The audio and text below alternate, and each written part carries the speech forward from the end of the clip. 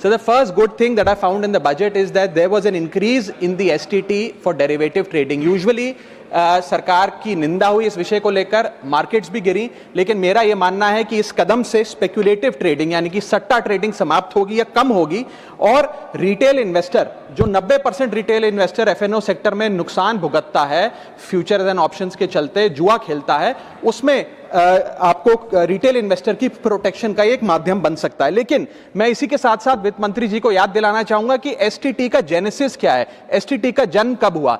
STT हमारे senior colleague mister P Chidambaram जब finance minister थे तो उन्होंने इंट्रोड्यूस किया and it was introduce to replace long term capital gain tax on equities. जब long term capital gain on equities zero था तब STT को लाया गया कि वे एक सिंपल अपफ्रंट लेवी होगी ट्रेड्स पर regardless of profit and loss.